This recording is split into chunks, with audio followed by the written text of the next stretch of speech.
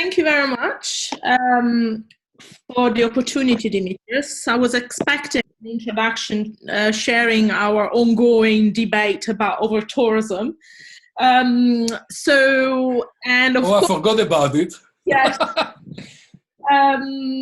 So I came prepared purely because, of course, we are in a situation where in the last few months, we have seen a dramatic shift in the conversation that we've been kind of looking at in terms of where we were before this COVID pandemic just put everything on hold. So we shifted the conversation, and again, the presentation I'm doing obviously is more to set the scene for the conversation rather than giving solutions, but highlighting where we were, where we are, and where we may be having to lead to. So we've shifted from the climate change, the flight shame, the over-tourism and tourismophobia narrative, whether you agree with it or not. And of course, the situation is that the entire tourism value chain is being dramatically affected, particularly as with the coronavirus outbreak took us into a situation of global halt, and potentially some of the destinations that we are very familiar with in European context, as Dimitris already highlighted. So one thing which is particularly worrying, and it is obviously the closing of borders, therefore shifting completely the attention from what the general view was about international tourism being at the center of the attention of a lot of the Mediterranean destinations. And I mean, I come from Italy and from southern Italy, from the Puglia region of Italy. And I know for sure that, for instance, their strategy of the last 3 years has been very much the internationalization. So we are in a situation now where large investment has been placed on how to internationalize the portfolio. And yet now we are in a situation where we need to go back to a situation which is very, very different, focusing primarily on domestic tourism. And this applies to very much every destinations I have heard of so far. And of course, the scenarios that the UNWTO gives us, whether you are located in those destinations or you are located in those in generating countries, of course, doesn't give much of a security. I mean, Dimitris mentioned the press conference we had here in the UK from Boris Johnson. And of course, this has left a sense of uncertainty, and even more so a level of lack of confidence in a way in the travel, whether it is locally, regionally, or nationally, let alone the whole international context. Of course, we are in a situation where the most vulnerable destinations are indeed in the Mediterranean, Spain, Italy, France. But what we have learned actually, unfortunately, from other epidemic and pandemic, and I can refer particularly to the Ebola crisis because I was involved in some work during that context, whether you did have cases, whether you have cases, or whether you are in proximity of destination who have got cases, the chances of returning to normality are pretty slim. And this is the reality. So unfortunately, though, the shift that we have been seeing so far it's been in many ways negative and positive. Particularly if we look at where I started from in terms of the whole environmental agenda that was very much on our books before this started. And of course, the issue that were before the pandemic, like for instance, I've just included the issue of tourism employment, which has been even further, I would say, the situation has become even more serious, whereby On one side, we've got international development organizations and UN bodies saying that tourism is so important because it generates X amount of jobs in GDP per year. And then we've got on the other side a tourism sector which potentially could be not fit for purpose because of the precariousness, the temporarity of jobs, the 0 hours contract, which is making the sector so vulnerable. And I'm focusing on that rather than the aviation issue, because the aviation and the hospitality has been very much looked from a macro level. But what is missing at the moment is very much the attention to the micro reality of what is really happening in this context. So the other things which maybe we could look at as a positive side is the cleaning up of the environment because of the mobility. So the whole mobility paradigm has shifted dramatically, and we've seen, the lagoon of Venice becoming clean with seabirds returning to the lagoon rather than large cruise ship. Then regions like Puglia, which is particularly focused on virtual tours, like many other destinations in the Med. But the reality is that when we talk about the new normal, I've chosen that photograph from the Castel Volturno in Campania region of Italy as an example of an alarm bells in relation to the new normal. Because the new normal can only be a new normal if we kind of subscribe to it. And so in terms of consumer sentiment, I was reading an article a couple of days ago which in effect was saying that if you were prone to change your behavior, whether in travel or in your daily life before the pandemic, you might be well placed to enhance this change and potentially become a better person, a better traveler. Reality is, though, that there is also the risk that this shift might lead us to become even more selfish and certainly more prone to take whatever is available.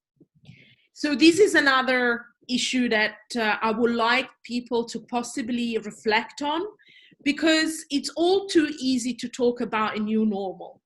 Now, remember before the pandemic, we were struggling about all this debate about how many millions plastic straw were used in all-inclusive resorts around the world, and how could we shift from plastic to whatever macaroon or whatever you use as a replacement.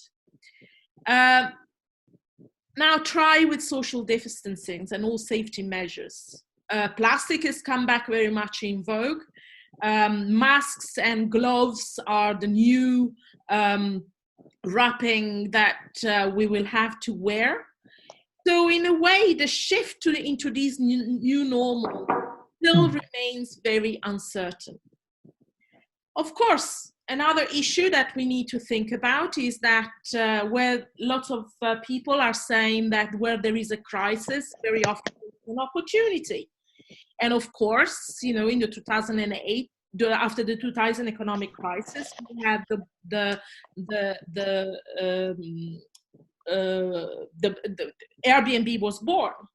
And interestingly enough, although the idea of Airbnb, and I'm emphasizing the word air because it was all about sleeping on an air mattress in the initial period, has obviously created a number of other issues.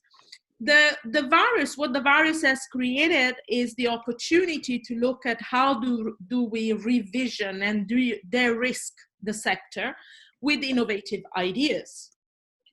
So the idea is that we started with the maximizing visitor experience as a main focus, and we have shifted very rapidly on how maximizing visitor safety is. And of course, Airbnb, the hospitality industry, the aviation industry are all launching a number of measures potentially to comply to this.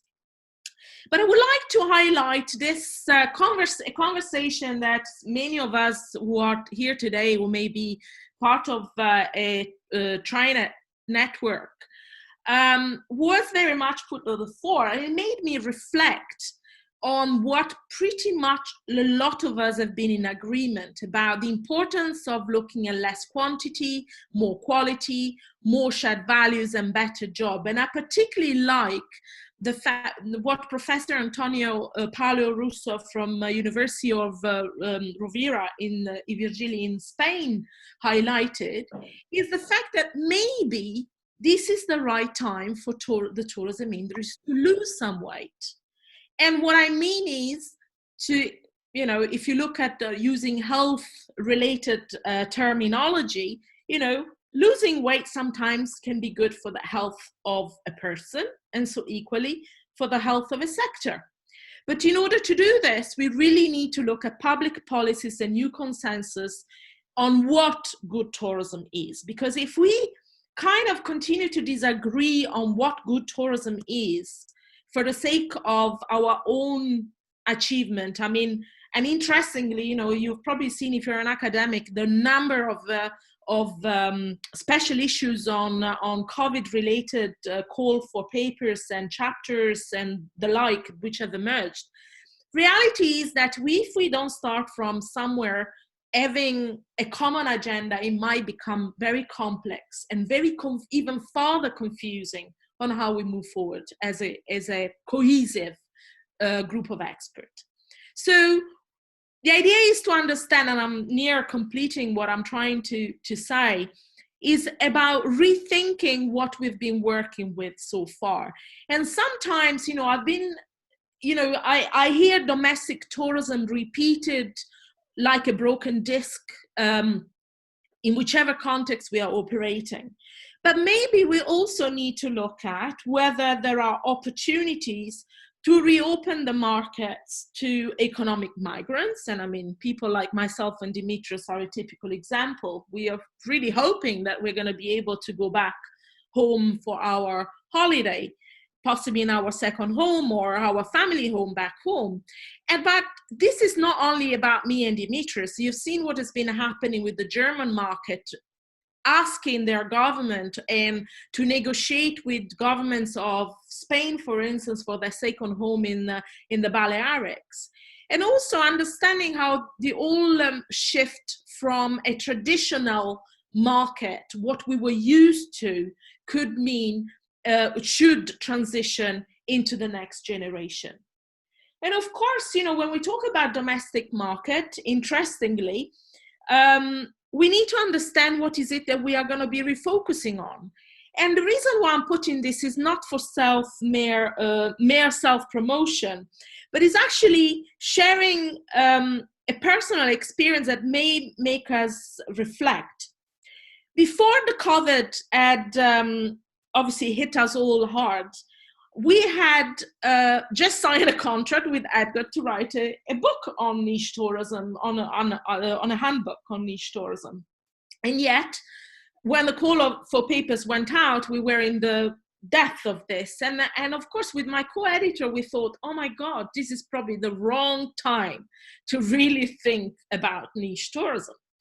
But lo and behold, a few weeks later, and over 50 plus potential contribution to the document, we came to realize that actually now more than ever, niche tourism could be one of the many solutions.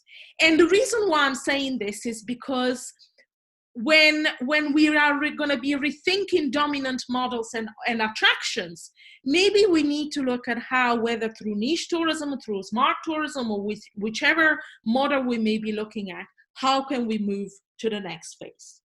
So everybody is talking about new normal, yet nobody knows what this normal is, and I certainly don't know what that new normal is going to be.